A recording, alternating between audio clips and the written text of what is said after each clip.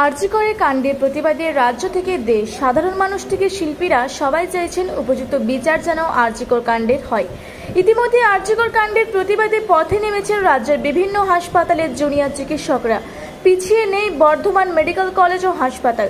প্রতিনিয়ত আরজি কর কাণ্ডের প্রতিবাদে পথে নামছেন জুনিয়র চিকিৎসকরা। সেই মতো আজ শহর বর্ধমানের কার্জন গেটে পথ নাটিকার মাধ্যমে আরজি কর কাণ্ডের তীব্র প্রতিবাদ জানান বর্ধমান মেডিকেল কলেজ হাসপাতালের জুনিয়র চিকিৎসকরা। পথনাটিকা শেষে আওয়াজ ওঠে, উই ওয়ান্ট জাস্টিস।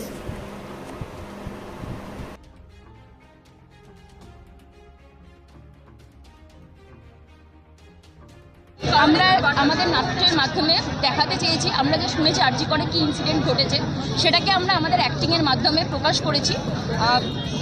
সাধারণ মানুষের কাছে মুখে বলে যতটা তাড়াতাড়ি পৌঁছানো সম্ভব তার থেকে অনেক বেশি এরকম অ্যাক্টিং করে গান নাচ সমস্ত কিছুর মাধ্যমে প্রকাশ করা সম্ভব বলে আমার মনে হয়। সেটাই আমরা বর্ধমান মেডিকেল কলেজের ইউজি স্টুডেন্টরা এবং পিজি দাদা দিদিরা সবাই মিলে এই কাজটা করেছি, এই অ্যাক্টিংটা নামিয়েছি আমরা, যাতে সাধারণ মানুষ বুঝতে পারে যে মেয়েদের জন্য কতটা আনসেফ হয়ে উঠেছে আমাদের চারিপাশটা। যদি একটা মেয়ে, আমরা শুনেছি সবাই আরজি করে কি হয়েছে, ওখানে একটি কর্মরত অবস্থায় আমাদের ডাক্তার দিদি মানুষের যে যদি সেফ না ফিল, তার সাথে কি হয়েছে আমরা সবাই জানি।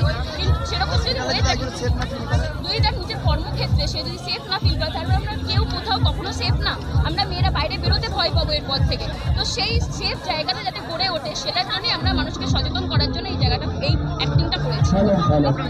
ঈশিতা ঘোষ। এটা শুধু আমরা চেয়েছি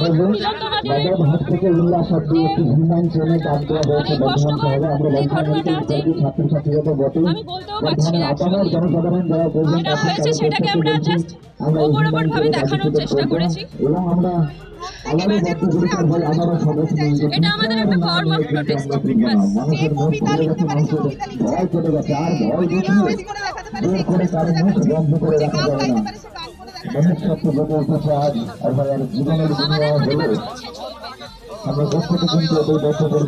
তার সাথে হয়েছে সে কতটা কষ্টর মধ্যে দিয়ে গেছে।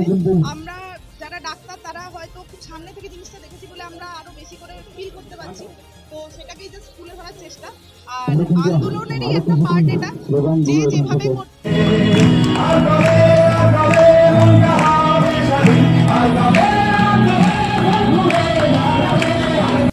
পূর্ব বর্ধমান থেকে দেবাশিস ঘোষের রিপোর্ট, রূপসী বাংলা মিডিয়া।